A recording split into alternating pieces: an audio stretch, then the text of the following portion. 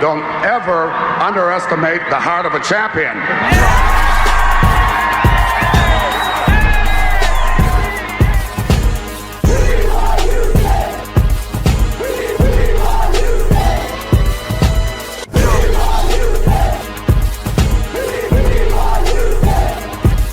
The Houston Astros are world champions for the first time in franchise history. Don't ever underestimate the heart of a champion.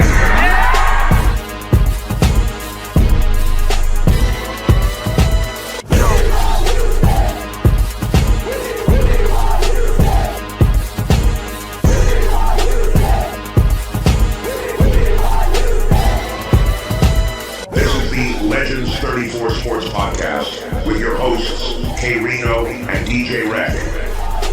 All right, Legends 34 Sports Podcast. None other k-rino, DJ Rick. I think this is episode 21. I guess we got a lot of ground to cover. It's been a while. First off, the breaking news today, Wemby for the Spurs. They've pulled him for the rest of the season. And it's odd to me, I guess. Hopefully this wasn't foreseen, and that's why they went and got Fox. What's your thoughts on that? Well, I don't think it was foreseen because he had just played in the ALLSTAR game just a few days ago, this past Sunday. So I don't know how they diagnosed it and found it, but, it's a blood clot in his shoulder. And as we know, those things can move. And if they move and get to your lung or get to some other vital organ in your body, you'll be in a lot of trouble. So they caught it. And they decided to shut him down. I don't know what the timetable is on that in terms of, healing that. I didn't think it would take the rest of the season. But if you remember, AMEN Thompson's twin brother had a blood clot earlier in the year in his leg. And they kind of went through, they had to go through that. But he was back, I want to say in a month or so. I don't know if it didn't take him that long. So I don't know why they would shut him down for the year. Maybe it's a different scenario, but as a fan of basketball, you don't want to see a guy like that go down for the year. Of course, that's going to greatly affect any play-in, playoff hopes that they had. That's probably dead now, even with Fox and Chris Paul and all them. But, tough situation for a young dude like that. But you got to take that precaution because, you don't play with that. Let him come back next year. Right. He's a once-in-a-lifetime billion-dollar player, pretty much. Yeah, you don't play around. And they weren't going nowhere. They're not going nowhere this year. Ain't like they was in championship contention. And even if they was, this basketball, it's just a matter of possibly life. So, if they felt like the smart thing to do was to shut him down, hey, shut him down. And one other big breaking news. It's a little late, I guess, about a week now. But before we get to the Rockets, the big trade, the Lakers, the Mavs. You're the one actually texted me about it. It came as a shock just to everybody. I mean, it's a ripple effect that's still being felt through the league right now. What was your initial reaction, I guess? I thought it was a joke because you know how you see those little fake little sites where they show just the craziest stuff, and it's like, man. But then I start seeing it on at the bottom of the screen on the ESPN. I said, oh, it's real, But so yeah, that was a shock. But I said then, I'll say now, I think it was some behind the scenes stuff going on with Luka and that organization that they just reached a point that they didn't want to deal with whatever it is he was bringing to the table. They didn't want to deal with it no more. Because you got a cat that's 25 years old, just led the team to the finals last year. And you come back really with the same team and got a shot, and all of a sudden you trade this guy, and you trade him for a guy who gets hurt if he coughs too hard. And it was proven because he got hurt the first game against the Rockets, as a matter of fact. So I think it was more to it, man. Something else was going on with Luka. The owner has hinted at some stuff. He shot some slugs at him. The general manager has hinted at some stuff, but they haven't went into detail. I think all this stuff gonna come out at some point. You know why they really was ready to just break ties with that dude because nobody saw it coming. Luka didn't see it. Anthony Davis didn't see it. Nobody knew but the owners and the general managers. They say LeBron didn't even know. So I guess the point I kind of scratch my head is that they're kind of I guess that's how you look at again semantics here. When I say they're the same type of player, no, I'm not by any means saying Luka Doncic is like LeBron James. No, I'm saying I guess the archetype of player they are 6'8", 6'7", kind of a forward, point forward. Uh, Probably Luka can shoot the three a little better than LeBron, but LeBron's way better defender, playmaker, but still they're kind of the same type of player. I mean, whereas Anthony Davis kind of complimented LeBron and LeBron kind of complimented Anthony Davis, this is a little perplexing in that regard. I guess it's more of maybe the Lakers looking towards the horizon and passing down the torch from LeBron to a LeBron-esque player as in Luka. I wanted to know your thoughts on that as far as position-wise and no, that's exactly what it is. LeBron is 40. And regardless of how good he still plays better than a lot of the dudes that's 23, 24. But the reality is he's not gonna be that. He has way less time ahead of him than behind him in the league. So yeah, they definitely set it up for Luka to be that next face. As of right now, yeah, you're right.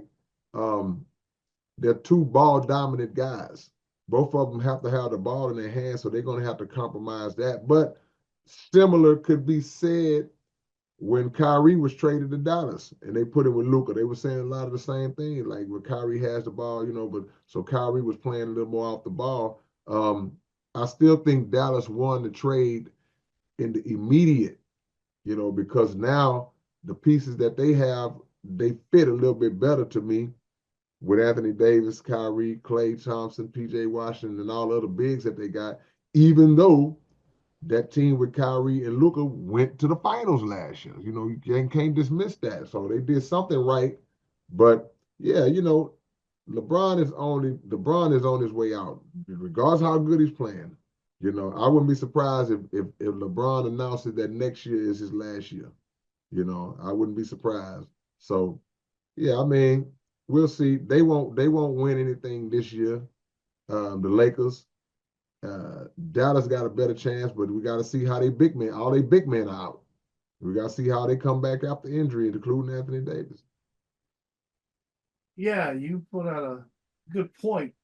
How is Anthony Davis in the long run going to match up Kyrie Irving and their cast or whoever they decide maybe to add in the offseason? Again, the Mavs are right out of the championship finals last year. So it is in that regard, it was a very intriguing trade. I mean, how you minus one of your core elements that got you there to replace him with, well, I guess you could say a former champion. But we'll see how that rides out, man. I want to get on into the Rockets. First of all, look, I'm going to get Junior back and Van Fleet back. Good, because we went on this scary schneid there. Well, Yeah. we lost 6 in a row or 7 or whatever. Yeah. And whereas we were playing so well, the Jeff Van Gundy, Van Fleet goes out and they lose his leadership. I guess I don't know. It was very Yeah. scary, but at the same time, Amen Thompson steps in and becomes more of that point forward, as you alluded to. When we started talking about him way back. But I'm curious as what position they're going to seed in the playoffs now that we know we're fortunate. Hopefully they do get in the playoffs unless some disaster happens. But who we're going to pull in that first round, maybe pull an upset, maybe get further into the playoffs. Who knows? But well, right now, They sitting at the 4th spot, but by a thread, because the Lakers are kind of coming up, and a couple of teams up under them are coming up. Denver jumped them, and Memphis jumped them. They were hanging on to that 2 spot ahead of Memphis for the longest, and Memphis just kept winning. And no matter what the Rockets did, they were only a game and a half up, a game up, a half a game up. And then they had that 6-game losing streak, which you could have never told me. Once this team got going this year, we saw what they were doing. You couldn't have paid me to believe they would have a 6-game losing streak this year, And even with Fred out, it was a couple of those games they just gave away. Like the Brooklyn game, they just gave the ball away, just threw the ball away, And a couple other games, they lost to the Nets twice, including at home. Should never happen. So, yeah. But at the end of the day, they sit in the 4th spot, All-Star break over, less than half of the season remaining. They just got to reset, get the guys back, and get it back and get back focused, because what they have really lost more than anything, they lost that defensive presence and that defensive identity that made them so good early in the first part of the season. You look up now, the Rockets giving up 120, 125 points, 128 points. That's not the team that was in the 2 spot the majority of the first half of the season. So they got to get back to the basics. Like you said, they got to get Fred back, who can kind of run the show and be the leader.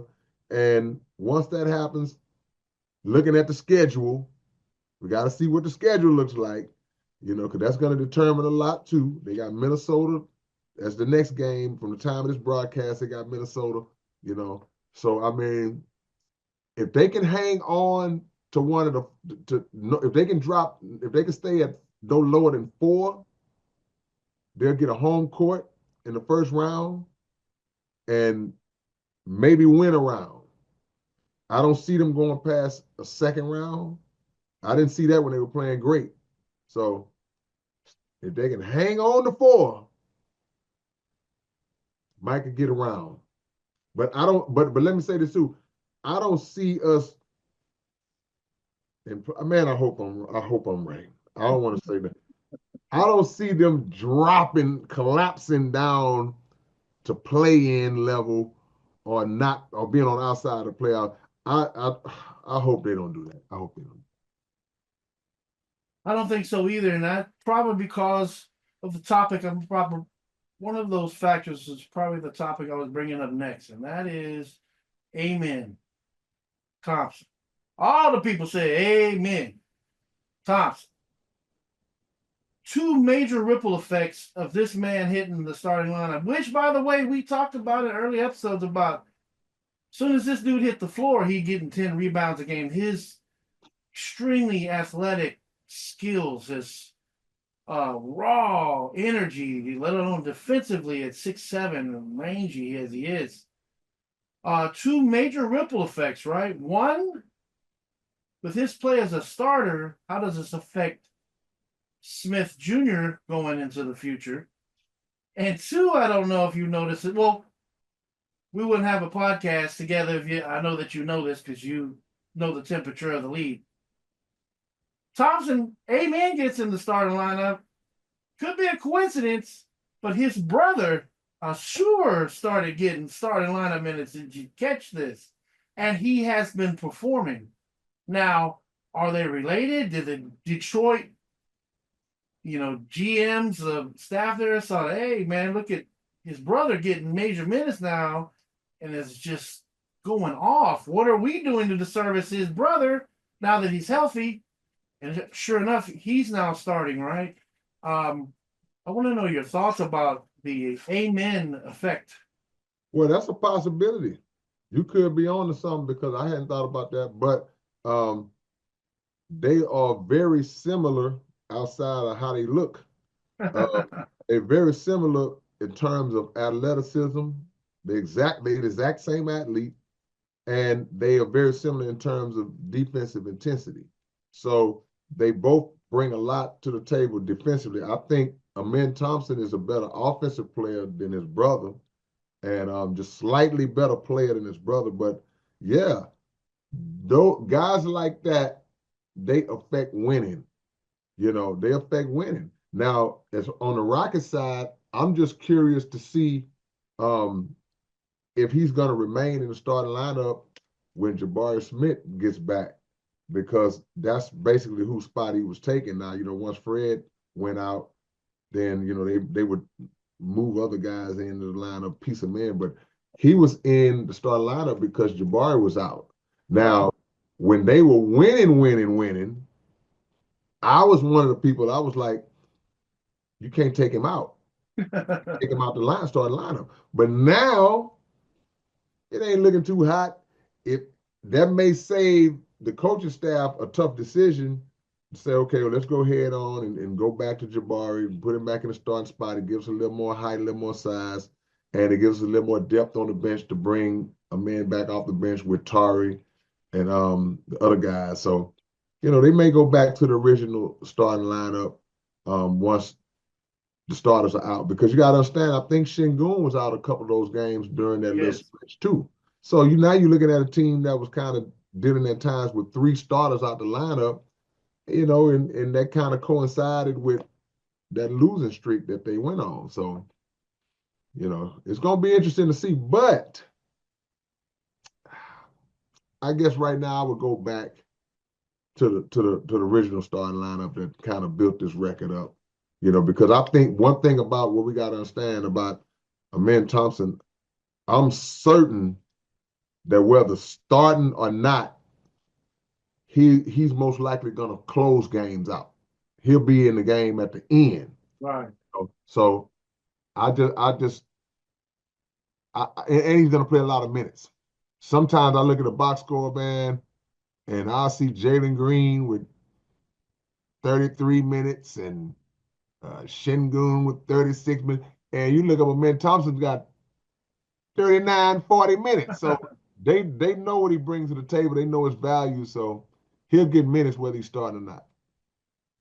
Right. He comes in the game and makes an immediate impact. Yeah.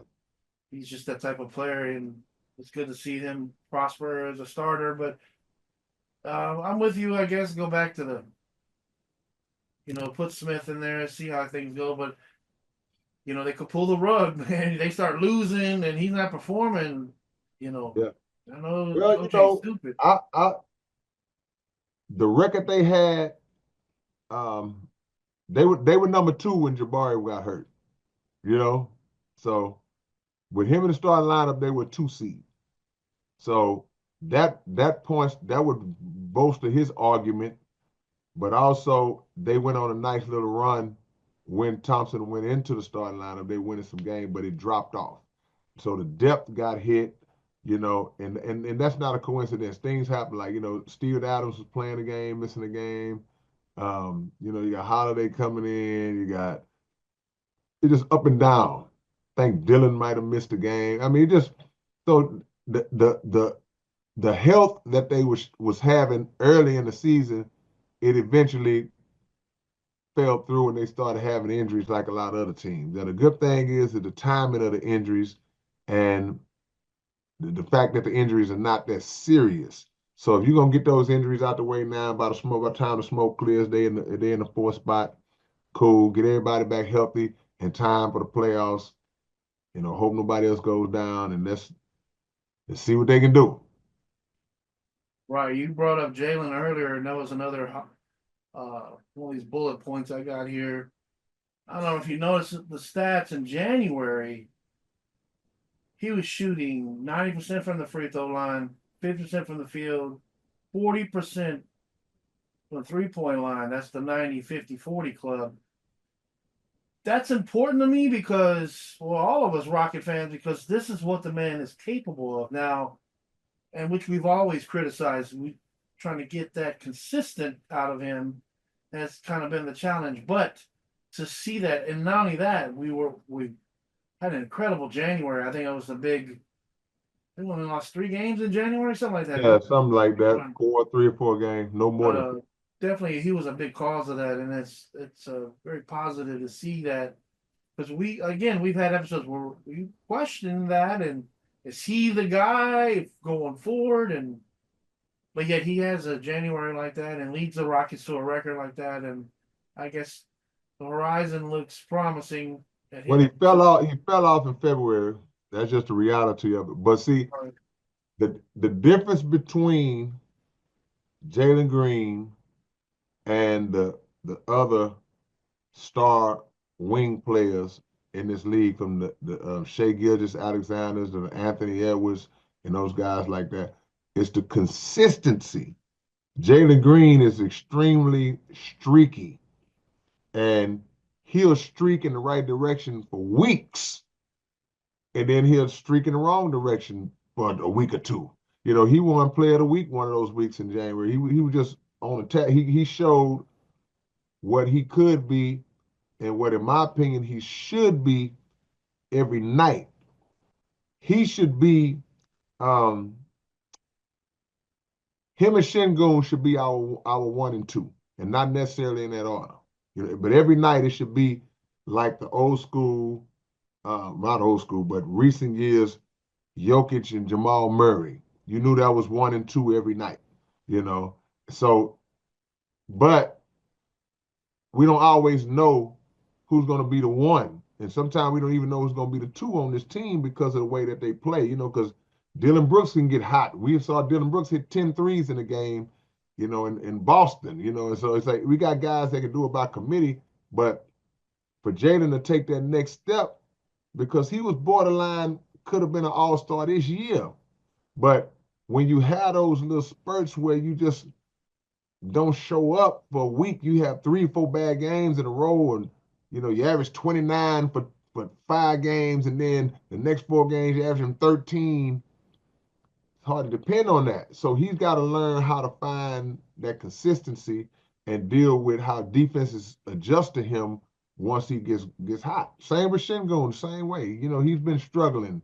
Even though he made the All-Star team, he's been struggling because he's not adjusting to how teams are starting to play now, more physical, the double teams and the traps and all that. So we'll see. Right. And those stats I pointed out earlier, there's one thing where, he's taking 20 shots a game, making 10 on average, and then all of a sudden he goes in a slump and he's only making, 5 or 6 out of 20 a night. But no, there's times where he's taking even less shots. Off. Jalen or LP? Come on, Jalen. Yeah. Some nights. That's, I don't know if that's a coaching thing, but that's part of where the inconsistency comes. I don't know where that stems from. Him just not wanting to shoot some nights, or maybe it's a defense, hone in on him or whatever. But I think what you just said, the defense, they're honing in on him, and he's got to figure out a way to make the adjustment. And it happens to everybody. When you turn into a good player, or when you become a focal point of the other team's scouting report, then teams are going to game plan for you. We saw Anthony Edwards becoming frustrated with the traps and the double teams a few weeks ago, and he reached out to Michael Jordan. right, He asked Michael Jordan, "Hey man, how do I handle this?" He asked Mike for advice. So, Jalen got to know he's coming down that same road to where he's got to figure out, along with the coaching staff, along with his teammates, they got to figure out how to make it easy, because I don't see that happen to SGA right, at all. He seems to still score 30 points a game with ease, and I don't watch them enough to know if they trap him or do that a lot. But because while they this year have had another All-Star, Jalen Williams was the second All-Star. Jalen Williams is not a superstar. So SGA is out there playing as a current superstar without another All-Star. And I would think that teams would be able to focus more on trapping him and doubling him and getting the ball out of his hand. But he still manages to get 30. But I think that's more so because of the patience that he plays with, and knowing how to get the shot, get the best shot, be more efficient in terms of getting the best look. Jalen got to learn that, because he's still kind of reckless at times. He's still kind of wild. and other times he'll be more under control. Right, and let's bring up another topic I wanted to bring up on the show.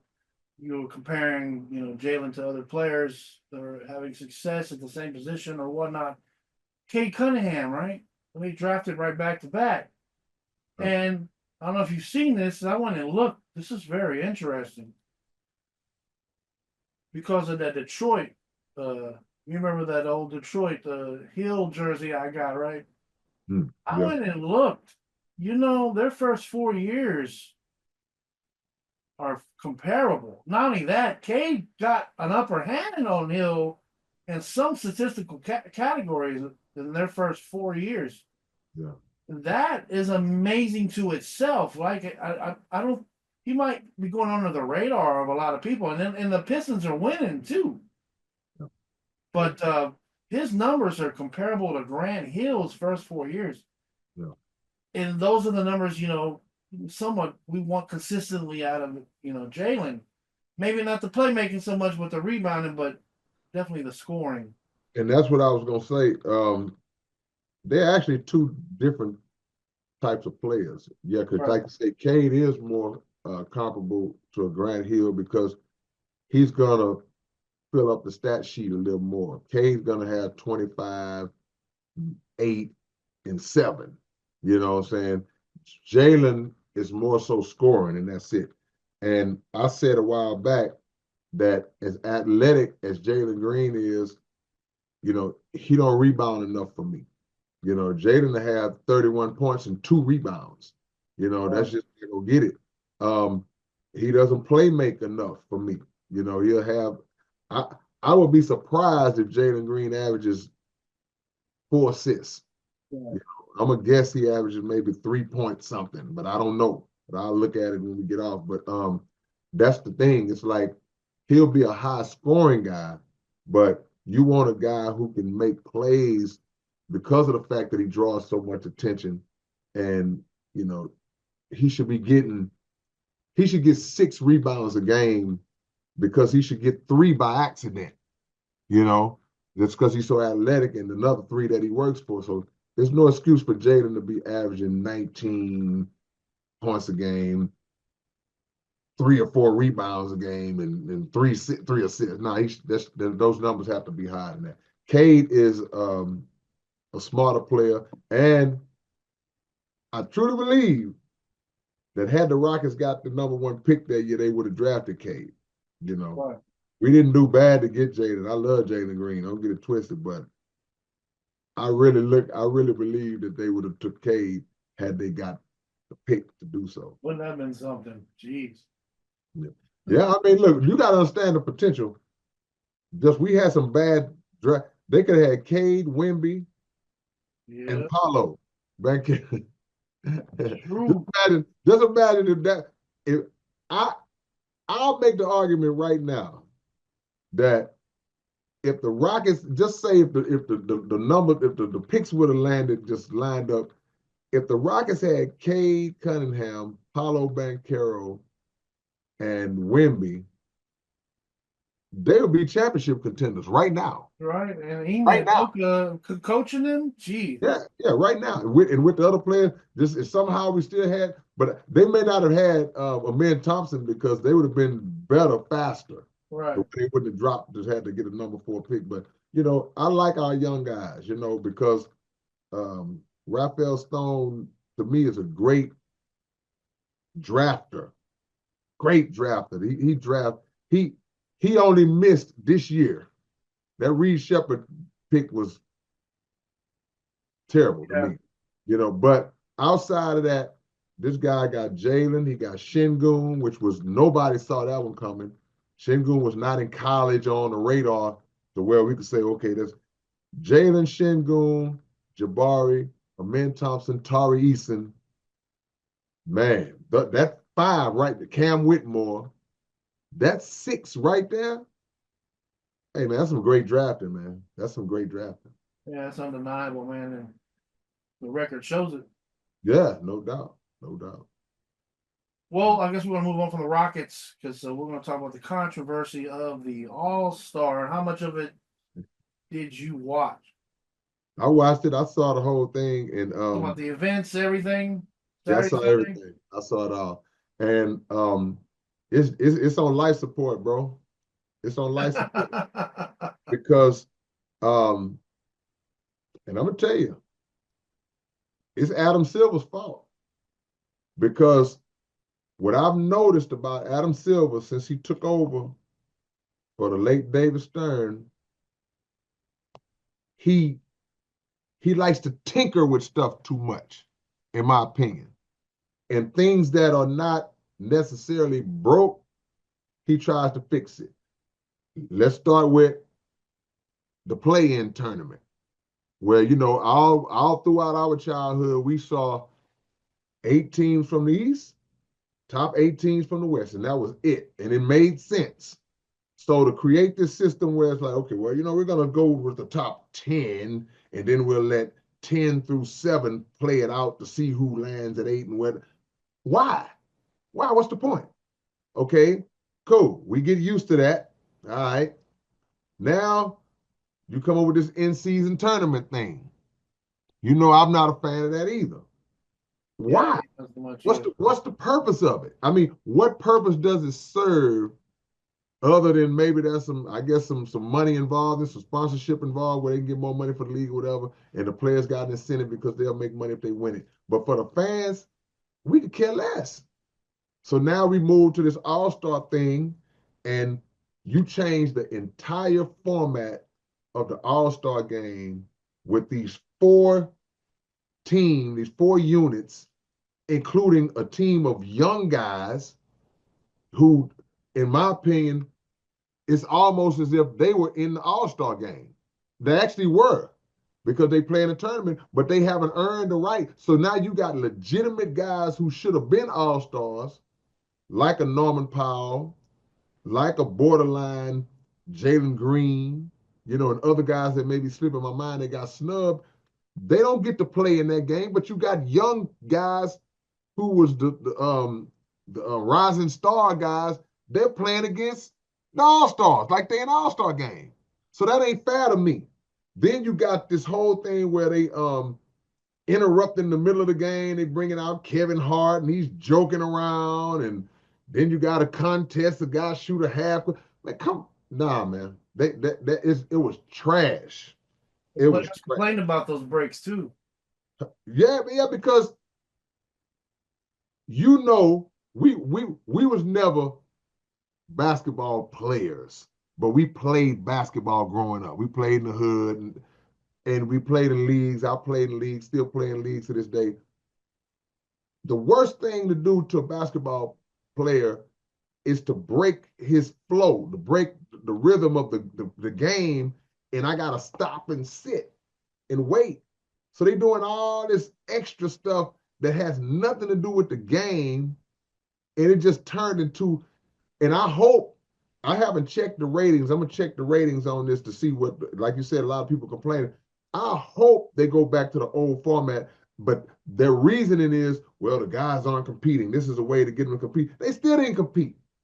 I want to point that out, man. This was supposed to make them play seriously and, play defense. They did the exact opposite. There were only a couple. I saw Wemby really making an effort to compete. Like, he was trying to get guys. Right. He was trying to play the game to see if it'll rub off. I saw a couple of times where Kyrie Irving kind of dug in on defense, but for the most part, it was the same. I saw too many times where they still came down and throw an alley-oop, let a guy catch it, let a guy step shooting half-court threes. It still was no seriousness to the game. So I think the only solution, mixed in with the fact that LeBron decided at the last minute he wasn't going to play, the only solution to get guys to be competitive in the All-Star game again is, well, not even the money, because all these guys make money. LeBron James. I'm talking for a serious purse. Say. Yeah, I mean, yeah, because like they $2 billion. But go ahead. I'm listening. Yeah, but and they shouldn't have to do that. It's like, true, but this is what's probably gonna turn the tide. Because one thing about the NBA, things come back around. LeBron James has to retire. Steph Curry has to retire. Kevin Durant has to retire. The old guys got to go. And when the guys who have fixated in their minds that I'm not playing hard, I low-key don't even want to be here because I've been here 17, 18, 20 times. When those guys go, I think maybe this newer generation will adopt some of the old competitive principles. Because like I saw, Wemby was the one that put that thought in my mind. He was like, man, I'm coming to hoop. Yeah. Jordan's gone. Kobe's gone. The last of the Mohicans, the last guys who really compete, Kevin Garnett, those guys, they gone. Guys who took it serious, like, dude, we are out here I'm one of the 24 greatest players in the world, but I want to see if I could be the best out of the 24. I want to win the All-Star MVP, not because they let me shoot 12 threes and I made 9 of them, because I really worked like a dog to win that trophy. The old guys got to go, because you got to understand and I'm not one of these LeBron bashers, because I like LeBron. He ain't better than Michael Jordan, but I like LeBron.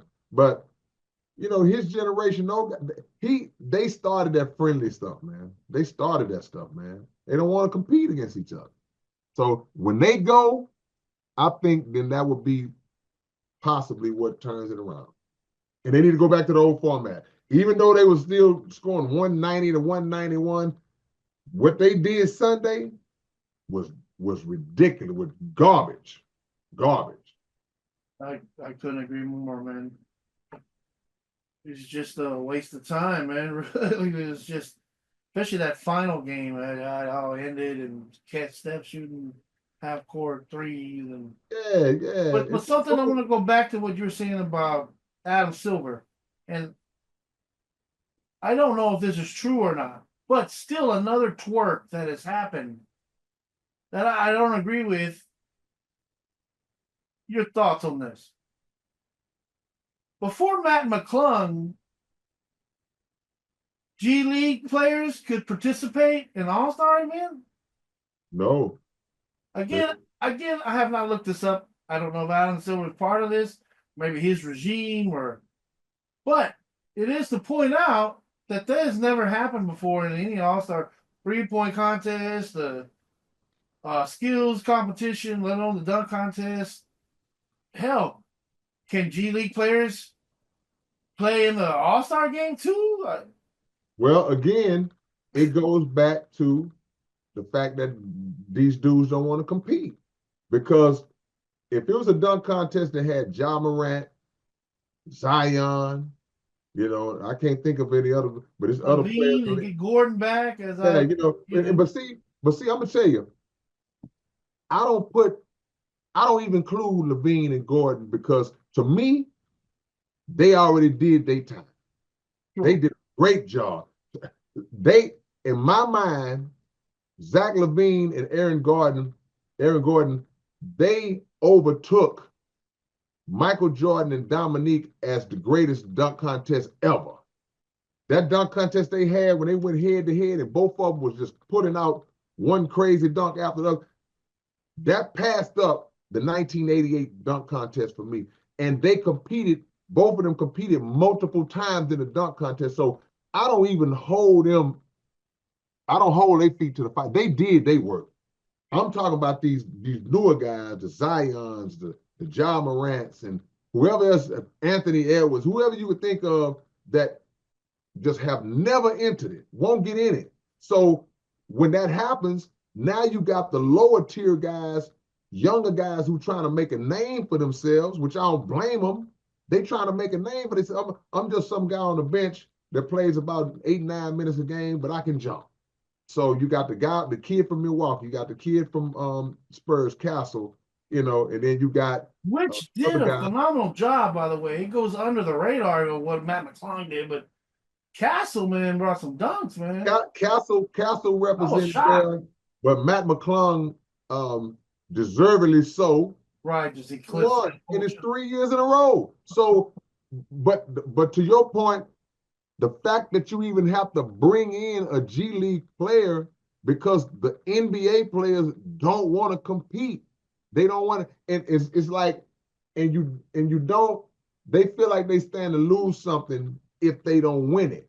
You know, so it's like, but it's like, dude, no, you don't stand to lose anything. You got a chance to do something great.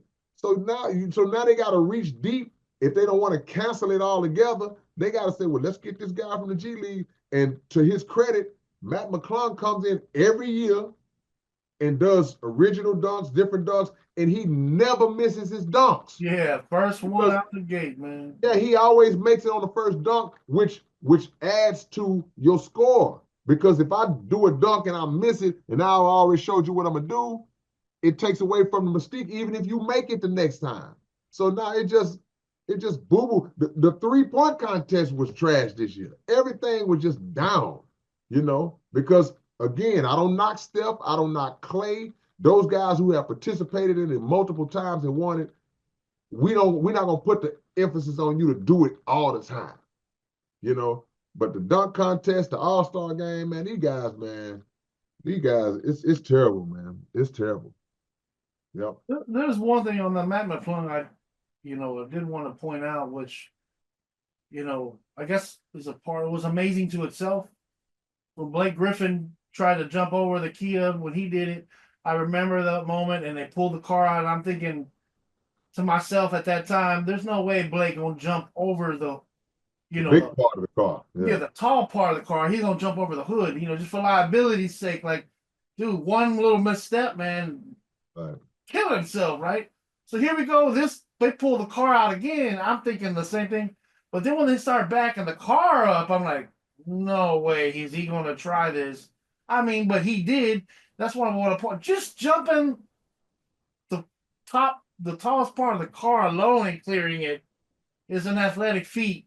Is rare air. Now you add that he's dunked in the ball. With the first take, as you said, with the guy holding it like this, right? Catching it and doing it backwards, So he put a twist on it that he used in the other dunk contest with a guy just standing up holding it, but to be able to clear that height and that distance of the car and the fat part of the car, But you got to just know, you got to know what you're capable of. If you just see that regular dunk, if he does that same dunk with nobody there, he can measure and say, you know what, that's about such and such inches, such and such feet. Yeah, I could pull that out. How big is the car?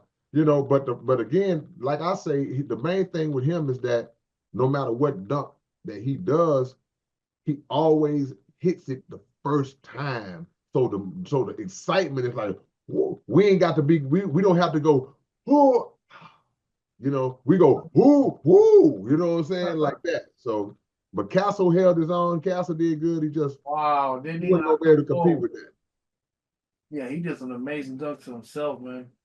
Yeah, the All-Star weekend is a money grab for the league, but it's not going to even be that because, like I said, I'm going to check the ratings. I'm sure the ratings were down, especially once people saw the format. It was like, it's too confusing, too much going on, too much BS. Kevin Hart out in the middle. I saw Kevin Hart more than I saw some of the players, And if that's my first All-Star game, like a Şengün or some of these other guys who are making it, Cade Cunningham for the first time and all that, I would be real disappointed, that the format switched up and it wasn't like I had grown up seeing it because you don't really get the effect of it how it used to be, the way they did it this year. And another little nuance, because I text you on this, the celebrity game. Usually that is a platform, in my recollection, right? Remember Justin Timberlake crossing Kenny Smith over? Terrell Owens in his early years. There was moments like, whoa, like, damn, such can hoop? I didn't know that. Wow, look at that move. Like, who is that celebrity? I've never seen him before. But, man, he hit 5'3". Like, you're getting celebrities, but they played basketball in some caliber. That game, I don't know if you watched it.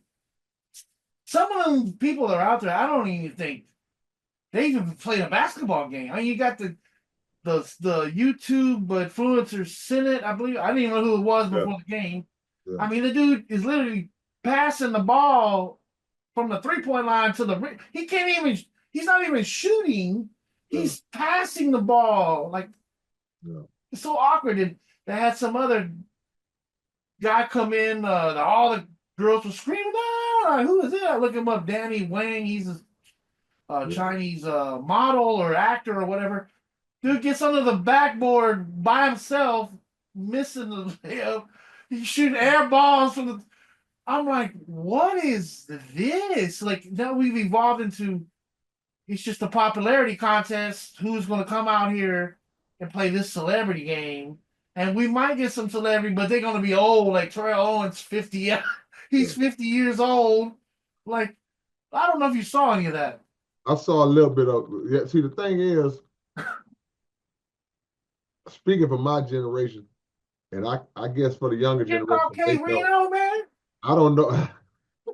I didn't even know a lot of the people that was out there, you know. But for them to be out there, I guess they are known by the younger generation, which is cool. But to your point, it would help if they knew how to hoop a little bit, you know. What I thing? remember seeing Brian McKnight.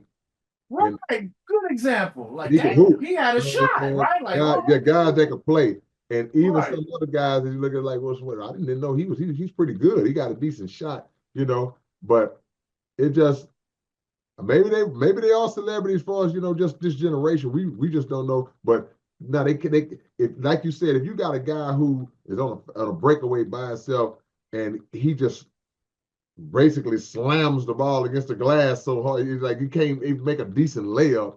It's like, you know, it's just for branding for those guys and just to keep their name out there. But yeah, it's bad. Every part of the weekend was bad. Every part of, like I Right. said, That's the why I wanted contest to was add that. It cool. was like it kind Yeah. of failed at every level, except for the Matt McClung, I guess. But I had to point out, like, he doesn't play in the NBA, Yeah. which is a discussion to itself. I don't know why that is. Yeah. I'm not saying I've seen him play and he's a phenomenal player. The NBA is doing him a justice. But wasn't he MVP in the G League last year? Or He's a smaller guy for whatever reason that he doesn't get called up to the league a lot or at all. I don't know. I got to check and see. I feel like he's been up before. I feel like he came into the league. He might have had a cup of coffee and got sent back down. I looked, it's a handful of games, 2 or 3. I mean, we're talking Yeah. about I think between Orlando, Philadelphia, and the right, Lakers, I right, think. right. So he has got his feet wet a little bit, but to your point, it's like, you know, that's just how bad the contest has got. So the league mixed in with the players are doing a real good job of messing the league up, and that's why the ratings are down like they down, you know. And again, like I say, Adam Silver is, in my opinion, he is slowly gimmicking the NBA into oblivion, because I was listening to the radio a few weeks back and they played a clip of him discussing shortening the season to like 60 games. You know, he would discuss, yeah, it's like, what is his thing about?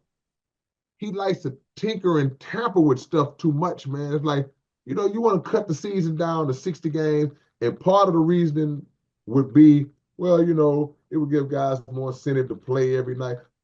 Making $40 million a year should be an incentive to play every night. Amen. Supposedly loving the game should be an incentive to play every night. Nah, man, you hit it on the head on that.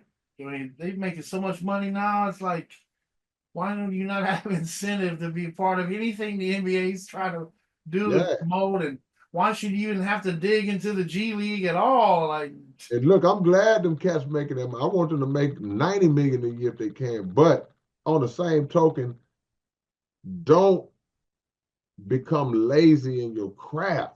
This is still your craft. And don't disregard the value of the fan who pays the money that leads to your salary getting paid. So the same narrative of, well, wow, I bought these tickets I bought these Golden State tickets way 4 months ago when the schedule came out, So me and my 8-year-old son who loves Steph Curry, then we get there and he's not playing. Right. But he's not hurt. Then he go to San Antonio next night and he plays. So those are the things that the league, in my opinion, should be focusing on and eliminating. If you are not hurt, you cannot sit out. You can't sit out. And if you claim, okay, I'm hurt tonight, then you turn around and play tomorrow, no, we finding you. like, come on, man. And one more, man, to pile on here as far as critiquing this All-Star game, the 3-point contest, right? As much as, and again, thank you so much. We have this show, right? It's such a great platform to vent. And here we go, one of Rick's rants, right? You would think the one event during the All-Star break that would be phenomenal. Every player that gets behind that line and every rack gets 20 or more minimum would be the 3-point contest. Why?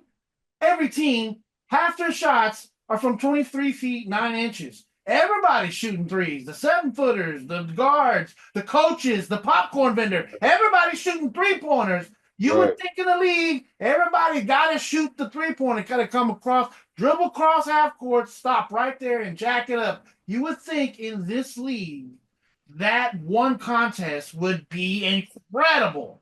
Like the best of the best shooters, right, that you're going to see displayed on that night.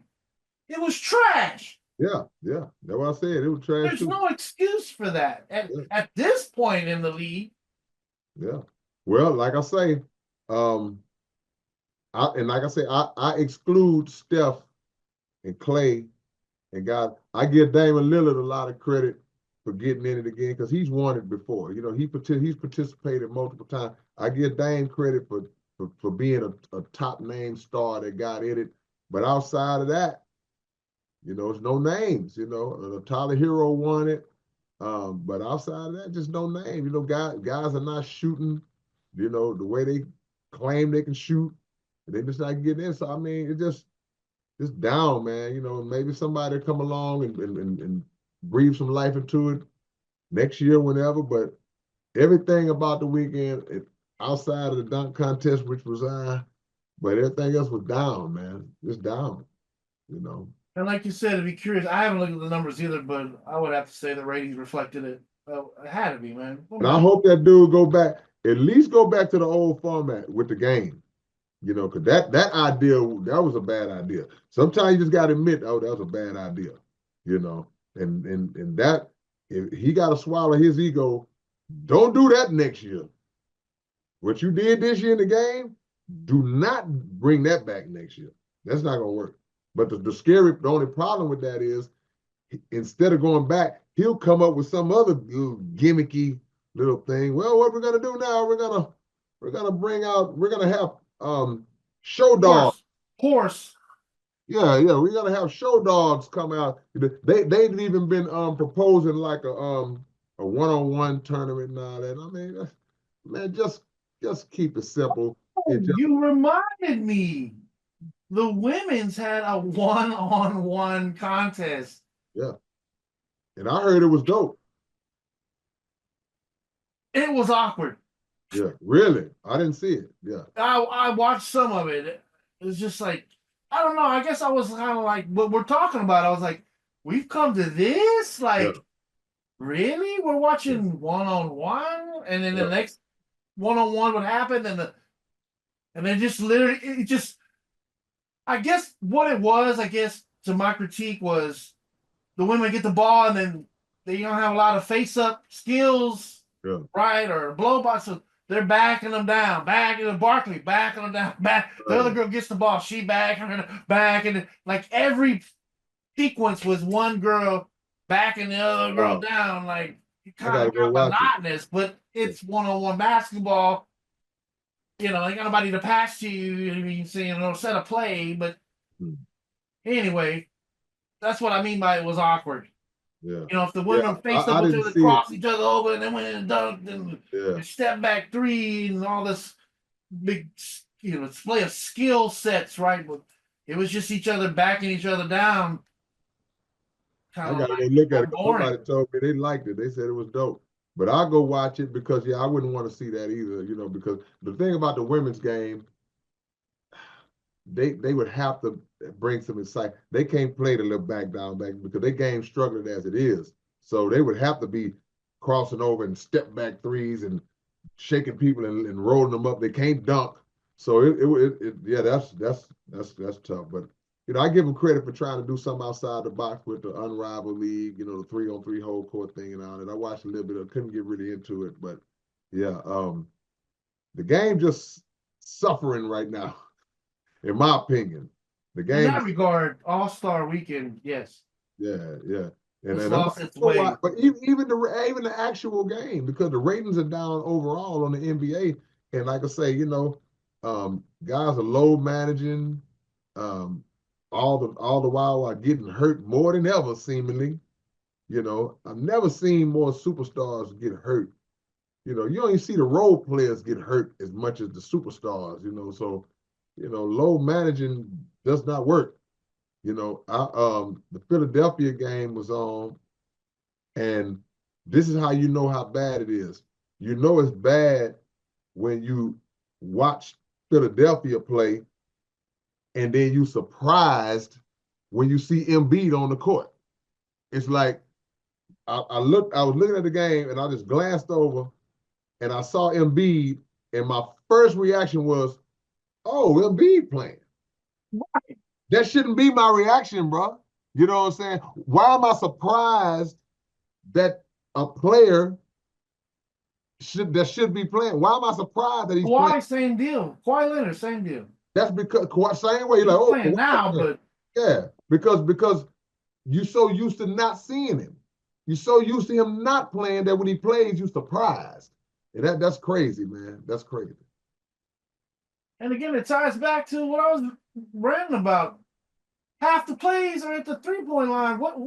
Where's all the wear and tear? You just got to stand in front of somebody and put your hand up. The other plays, you try to stay in front of them, get low, get the rebound. But not like the old school basketball. That was 80-90% of the game. It was a lot of wear and tear, a lot of inside play, banging, physicality. Now you just kind of, if you're on defense, just kind of make sure you got a hand in his face. He's going to come shoot the 3-pointer. Yeah, Or if you're fall. on offense, I'm just going to get the ball and jack it up. I mean, where's all the grinding? Where's all the justification for all this load management, right? I mean, It's not there. The rewards don't get reaped like that. It's an illusion.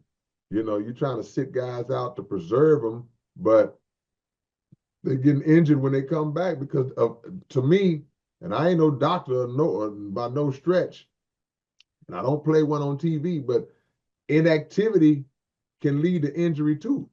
It's like, dude, get out there and play, man. And I think now a lot of these guys, they sitting out behind the slightest little knick-knack. When you get to a point where you feel like you have to be perfectly 100% healthy to play, that's just not reality, man. I got a little tweak on my finger. Nah, I can't go tonight. It's like, man, come on, man. Tell that to those guys who was playing with bad hamstrings and tore up knees and, come on, man. Like that just crazy. Oh, the irony, right? It's one thing Adam Silver could say, right? It was like, oh, we didn't like the breaks between each All-Star game with a sitting a cool down and well, we see you do it, per game during the season. We thought you would be all right to take a break. You like taking breaks during the season? I ain't never been this disappointed in the NBA than I have, Right. last season or two. And like I say, really, I'm just gonna keep dwelling on Adam Silver, man. Just bringing all this gimmicky stuff to the game, man, and it's not help. The ratings are showing it's not helping the game. The in-season tournament is not something that just injecting this shot of enthusiasm into the fans. We don't care. The play-in tournament, we don't really care. The only way you care about the play-in is if your team is 11th, 10th, Like the 9th. Rockets were, right? Yeah, you on the borderline where you might could get in. Now you get excited about it, but man, stick to the regular 8. And if you 9 and below, see you next year. Right, this whole wild card thing. Well, the NFL got it, and the MLB got it. We got it. Again. Well, that one was made you different. You ever thought about that? Like, Well, the NBA gee, is the only league where um, over half the teams make the playoffs anyway. So now you try to make it more. It's like if the play-in, that means that 20 out of the 30 teams that are in the league are in contention or in contention for a playoff spot or have the potential to get a playoff spot. That's just, if that's the case, it's like that's half the league. So now you look beyond that, it's like only 4 or 5 teams that just, 5 teams, 10 teams that just don't have a shot. You got to be 12 and 70, to not have a shot. Baseball, you get about 6 teams, and it used to be less than that. Baseball, it was a division winners, I think, on each side, and that's it. Hockey, I think hockey is still 8 on each side. I think. In football, I think it's 7 on each side because you got the other team, you got the wild card, So out of 32 teams. So that makes more sense because now those spots they're precious. It's like the value to it. And the NBA is it's so watered down, man. which is wild. They're talking about subtracting games. You would think with these changes they would try to add games. You know what I'm saying? As far as more teams available for the playoffs, you'd think And play 100 games a season. And if you subtract games from the league, if you say we're gonna bust it down from 82 to 60, 82 to 70, they could settle at 70. Somebody made an interesting point. The impact that will have on players breaking season records. See? And so if the most points in a season is 3,200 or something, now you don't have a chance at that if we only playing 60 games. If the most free throws in a season is however many, you don't have a chance at that because it's so many games. And over the course of a career, it's going to take longer for a guy to reach 20,000 point milestone. It's going to take longer for a guy to do this, to do that, hit this amount of threes or whatever. It's just he need to leave the game alone. You don't have, you just got too much time on your hand, Adam Silver. Just quit tampering with stuff that's making the game worse. Yeah, we'll see what's on the horizon, man. At this point, who knows? More changes are coming. More Bobby Slowick in the red zone. Matt, did I say that? We're getting ahead of things here, but this whole mad scientist approach to the league, man. Not our problem no more. Yeah. Right. Yeah. But I was just pointing out this whole mad scientist approach that Adam Silver seems to be having. Yeah. Right. It's not in a positive way for the league. No. Yeah, man. Sometimes simple is best, and sometimes less is more. Just keep it simple, man. Let the players dictate the quality of the brand. And I know that's difficult with, like I say, with these players who they don't want to compete at all, man. They have no desire to play against each other at the highest level, only when they have to, only when it's playoffs or championship, then they'll go at it. But, the players we grew up watching, they went at it in preseason. You know what I'm saying? So, yeah. Speaking of players of the past, one more thing before we move on to football. You catch this Scottie Pippen recent interview, or you know what I'm talking about? Him talking about he didn't hang out with Michael Jordan at his house, and they weren't like that, and he's the best player and all this, and I don't remember all that when he was a Rocket. I remember him standing behind the three-point. He went up full circle, standing behind the three-point line. I don't remember that when he was a Bull. Look, Scotty was one of the greatest players ever. Scotty, as far as versatility, all around, Scotty, defender, no question about it. He deserves to be on the top 50, deserves to be on the top 75, champion, dream team, all that. Got to get a man his props. But I think Scotty is just trying to sell books. I really believe that. I don't really believe that he believes a lot of the stuff he's saying. I think that he's figured out that a controversial soundbite is going to get people talking, and if you got a product that you're selling, then the more controversy you stir up that keeps your name in the news cycle, you got a better chance of selling that book. And then that's what it is. Scotty's pushing that book. Scotty said recently that he would have still won 6 rings if he never played with Michael Jordan. And we know that's not true. You know, it's just not true. I don't matter who you let, unless somehow he would have got he that Keem Olajuwon over there. or went to the Showtime Lakers or something. I don't know, you know. But at the end of the day, I truly believe 2 things. Scottie Pippen is trying to sell books, and Scottie Pippen just went left once he was offended by things that were said in that Last Dance documentary by Michael Jordan and other people. So he just figured like, okay, I'm just gonna go unhinged. Since this how you feel about me and y'all want to say this about me, you know, it is what it is. I think that's all it is to it. Scottie Pippen is not crazy.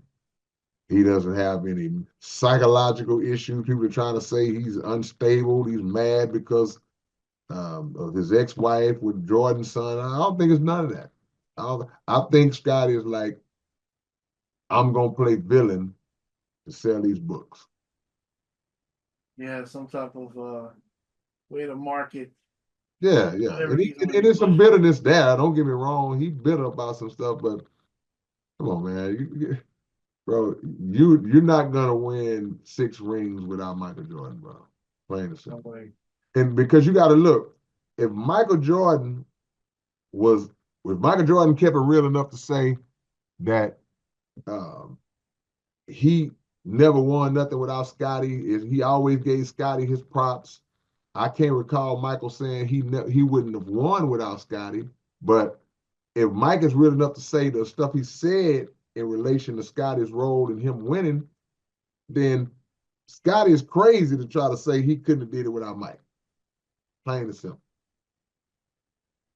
Right, let alone when Mike did leave, I think he got him into the playoffs. But yeah, he did good when Mike left. They took first the Knicks round, I think they got bounced like. They won 50-some games that year, but you didn't have that guy to close it out because you win 54 games without Jordan. You make it to the second round, you lose to the Knicks in Game 7. We clearly know that if Jordan was there, they would have been in the finals because they would have been. If you went to 7 games without Jordan, that means if Jordan's there, they beat the Knicks in 5 or 6. Plain and simple, you know. So then the Knicks beat Indiana in the conference finals. Jordan, the Bulls would have beat any one of those teams. They'd have beat any one of those teams, and they'd have beat Indiana in the conference finals. And then they would have played the Rockets in '94. We'd have saw what the world wanted to see. Only if that had really happened, man. That'd been amazing. But hey, we beat the Knicks. We got rings. Went on next year. Got another one with the Magic, which the Magic beat the Bulls with Michael Jordan that year. The second year, Mike was gone for 2 years. No, Mike was there the second time. Yeah, sure was. Well, I guess we're moving on to football, and that would be well, first of all, we really in the past few episodes before the Super Bowl, the NFL playoffs, we were really, me and you were both really sold on the Ravens, and they came up short, let alone Lamar Jackson's legacy. He ended up losing the MVP, whatnot. But there was a news story that I really wanted to bring him on a lot of people miss this, I think. And it's not the first time. You ever seen the movie Castaway? No. Tom Hanks, there is a scene in there where he was on the island and they found him and he come back to civilization and his ex-girlfriend now remarried, whatever. And anyway, now to talk in the kitchen, and she says, because their relationship in the beginning of the movie was set in Tennessee. So he's like, hey, I hear we got a team now. And he's like, yeah, we got the Titans, you were the Oilers, and they almost won the Super Bowl by 1 yard or something like that. That was not true.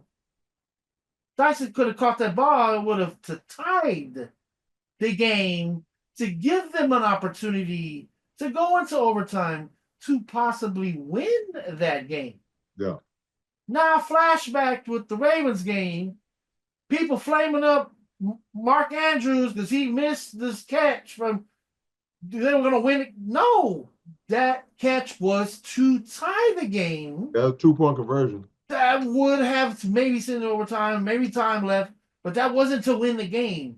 This dude getting death threats and all this, like something I miss here, man. That wasn't to win the game. Well, in fairness, he got to catch that ball. I agree. He has to catch. And he had just fumbled the drive before that, or so the drive or two before that. So it's like, yeah, I never was one of them people that's like taking it that serious where you sending death threats to a man and threatening to kill him behind a sporting event. But that ball hit him right in the breadbasket. So whether we tying it or winning, we no longer even in a position to do that because, and Mark Andrews, one of the top guys in the league at that position, so it's bad luck. It's hard when you see a guy who's really good have a break like that. You know what I'm saying? But he got to catch that. It wasn't a situation where it was outside where it's like, yeah, he could have caught, he should have caught, he got his hand. It was perfect. You know what I'm saying? Like, so I can't give him a pass on the drop. You know what I'm saying? And he fumbled right before that. So he made mistakes, but Lamar and other guys made mistakes earlier in the game. The problem is what happens, the mistakes that happen at the end of the game are going to be the ones that people remember because they're going to look at that as having an immediate impact on how we lost, but yeah, but don't threaten a man's life behind a football game, man. It's like you gotta have a better life than that. If it's that serious to you, you need to reevaluate your life.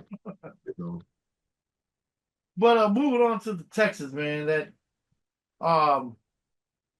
this shield or protective I don't know what you call it, the refs had on Mahomes in that game mysteriously disappears during the Super Bowl. I mean, the Texans were rough on him, but not that rough. I mean, they made this dude into a pretzel. Well, this is why. This is why. Because Philly did what you have to do to nullify the refs against Patrick Mahomes. You blow them out. So if it's 24-0 at halftime, the refs' hands are tied. The refs can't cheat like they normally do for them because it's not going to make a difference. It's like, oh, well, what can we do? If it's close, now you're in danger. Now you run the risk of the refs coming into play to help this guy win like they always do. But Philly did what I'm not going to even get a refs a chance. We're just going to smack them. We've taken them right out. So now refs are like, hey man, y'all getting killed. Nothing I can do. And that's what happens.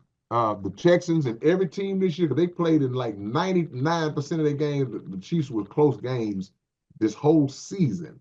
And they just got by because they were a good team. Pat Mahomes is a good quarterback, but also because when it gets late, they're going to get a call. Some weird, mysterious left field call is going to come. That's going to cost them the game. That's going to cost the other team the game because they want Pat Mahomes to win. Here's another nuance of that Texans game, right? When the Texans would rush and put the defensive pressure on and Mahomes was on the run or he got sacked or he got rushed, he got hit, right? But somehow he found a way to find Travis Kelce wide open in the middle with this invisible force field of no player within reaching distance. Can we take that same magic there and apply it to Stroud and put this invisible force field with no one within hands? I don't know what. I think we would have success. What'd you think? I don't know what our defense would do because that I'm like, well, how is he this wide open every I'm time? saying it was so frustrating, man. Yeah, and I'm not a defensive coordinator, but I'm like, what are y'all watching, and where's the adjustment to where every time they needed that play, they run that same play where he catches it, then he reverses field and goes back the other way. It's like, come on, man. So yeah, I mean, yeah, but I also heard that it had been some little inner turmoil between Slowick and CJ this year. You know, they was bumping heads on a lot of things, and they were saying that Bobby Slowick wasn't as great of a coordinator as it had been laid out to be the year before. You know, remember after the first season, he was getting head coaching offers, but the league caught up to him, and he wasn't able to adjust. That's why our offensive productivity was so bad this year, so low. You know, it's like, man, we were scoring last year. We badly struggling. So, you know, it can't be no worse this year. So the guy they brought in this year, we'll see what We he gotta does. applaud that they made the move. So I'm happy Because that they did that. the numbers dictated that you had to. It's like, you know, our defense played good enough to beat Kansas City, but we couldn't score, you know? So that's the issue. Even the game before that against the Chargers, the defense made so many great plays that either led to scores or they I think they did get like a pick six or something. So Right. the defense may have been responsible for half those points or a good percentage of them, so it looks good on the scoreboard, but the offense didn't really do all that. So yeah, we got as good as CJ is, we got to have a coordinator that can maximize his talent and hope that our weapons at the wideouts are playing. Tank Dell is yet to play in the playoff game. You know, Diggs got hurt. So you got Tank Dell, Diggs with Nico, you know, and my main thing is you got to improve that offensive line. If that offensive line don't get no better, it don't matter what coordinator they bring in. Right. You know, so they got to get the offensive line tight, and they got to have weapons that's going to be available when it counts. I've been hearing about they might get Amari Cooper. You know, if they bring in Amari Cooper and stick him next to Nico,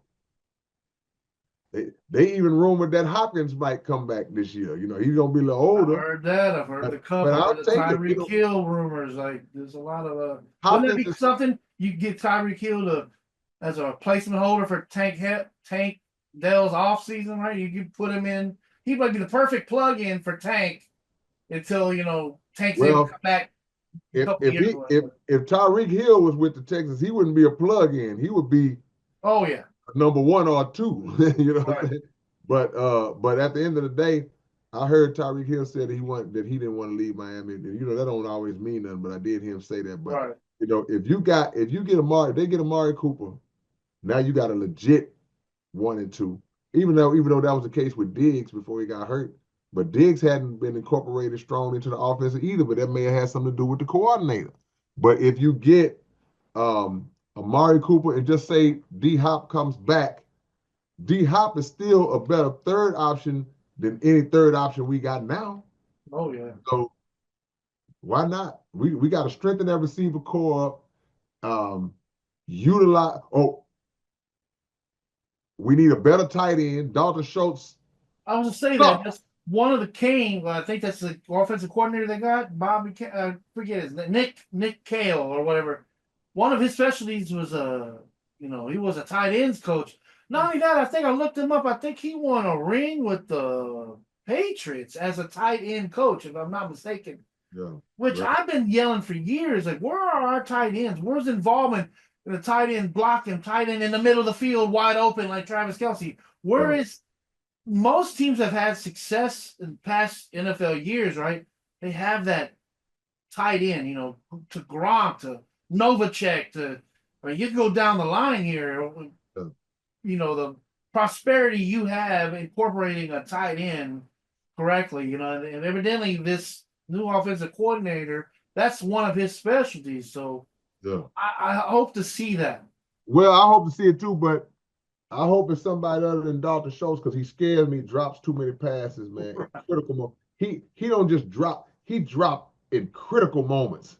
third down and we really need it, and he hits him right and it just drops. So yeah, that's cool. And he's not a great blocker at that position. See, with the offensive line being like it is, if we had a tight end that could really block, that just makes the line better. So I mean, yeah, we'll see, but yeah, they got to tighten up a lot of spots. The defense, I have no complaints about the Texas defense. It could always get better, but man, that secondary and those guys they got up, man. If the Nico Autry can come back and get a whole season, with Hunter and Will Anderson Jr., I mean, they could be scary on defense, man.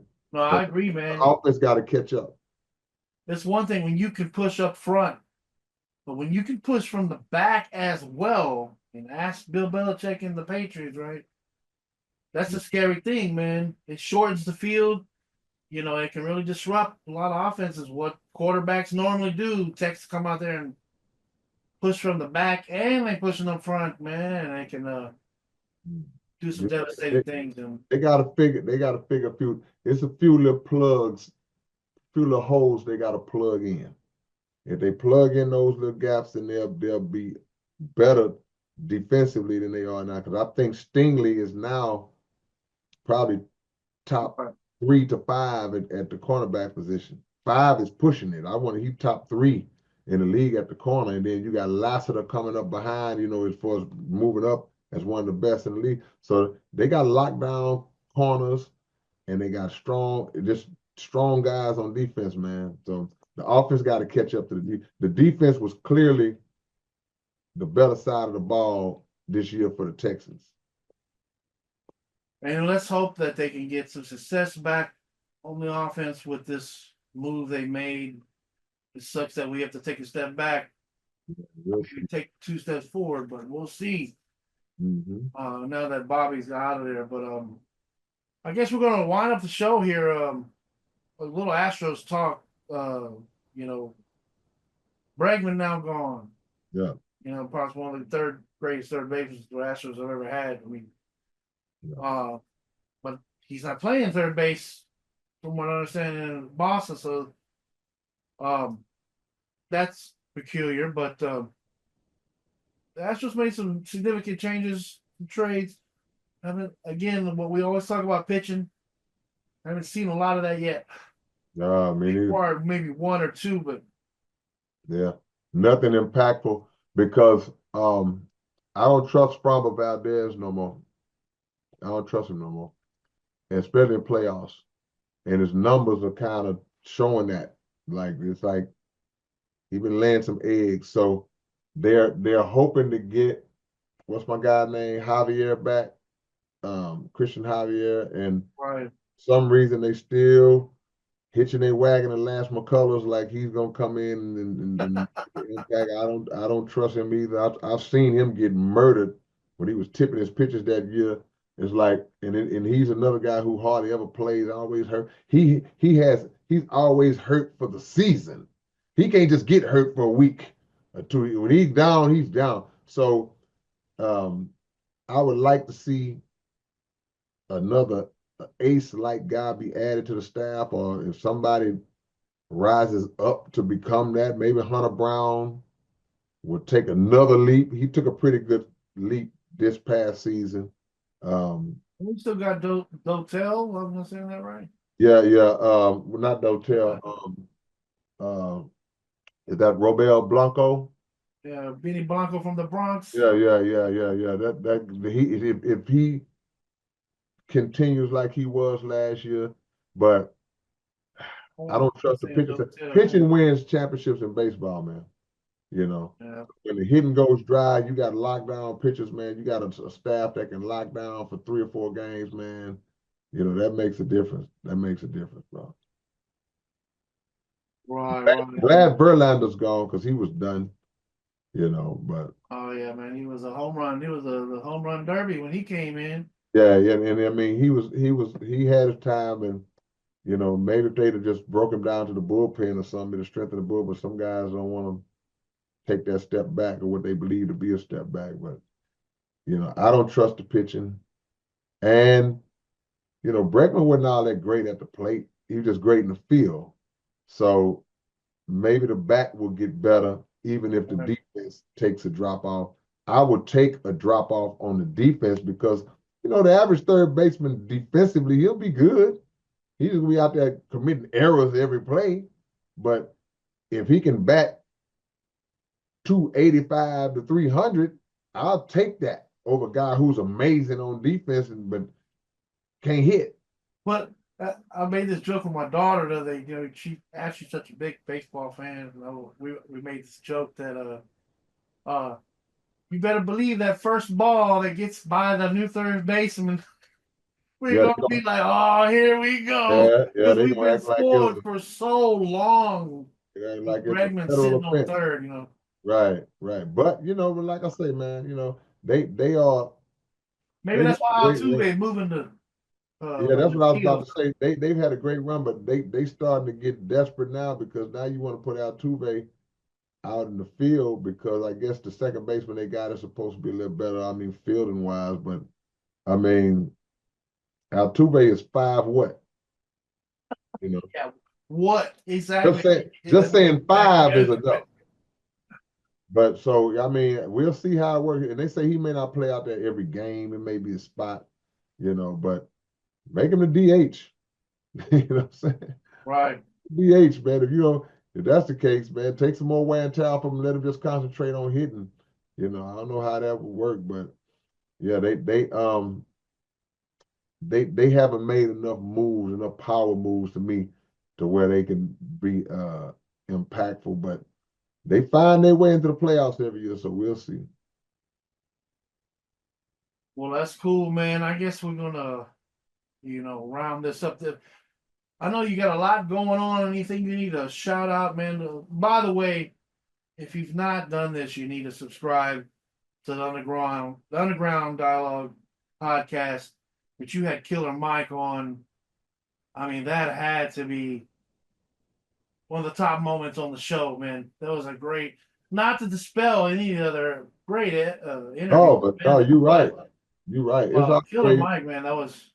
Oh yeah, it's always wonderful. good, to get the interview, sit down with a great like that, and how humble and gracious he was with his time, man. He just, he gets it, he understands. He showed us number love. So because he's been saying your name for a long time, man. Yeah. Day one cut for him because any opportunity, this dude, they put a mic in his face, somehow or another get talking about rappers. Out comes your name, k-rino. It's like, wow, which is deservingly so. I mean, but No, it's all love, man. Like I say, those guys, they don't owe me nothing. I appreciate the love, that they give. And and y'all make sure y'all subscribe to this channel and spread the word on these videos that we're doing on Legends 34 because we unapologetically homers. We ride with our home teams, man, as y'all should as well. But we also cover everything, nationally as well because we keep our eyes glued to what's going on in the sport. Currently got an album you're working on? Yeah, I'm always we're gonna hit them about 3 this year. Wow. Yeah, so. Well, speaking of which, I can't help it. My kids, HBX, they will be performing tomorrow night at the same venue that did my birthday. I don't know if y'all. At Ant Boogie. Yes. Okay. Tomorrow night they're performing around 7:00. I don't know whoever can make it out there. Show some love, man. That's very fortunate. We're so humbled that to be invited back out there, and I know they're doing something right. Yeah. Right. I'm trying to talk to kids and doing a sports theme song. We can have a live band. Yeah, why not? Yeah. Let me get on that.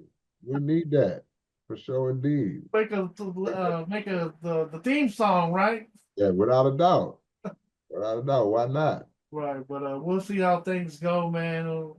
This year starting up a lot of new events, no doubt. This and that. But again, subscribe, drop a comment, subscribe to Underground Dialogue Podcast, and I guess we'll see you next episode, man. No doubt about it. We hit y'all soon. We are out. Don't ever underestimate the heart of a champion.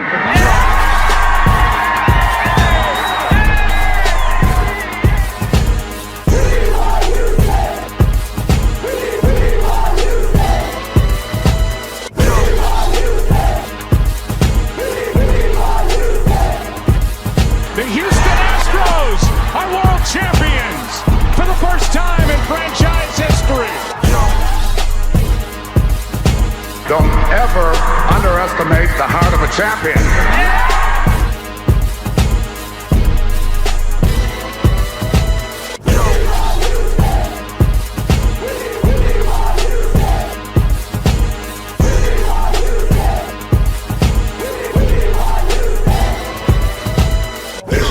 Legends 34 Sports Podcast with your hosts, K-Rino and DJ Red.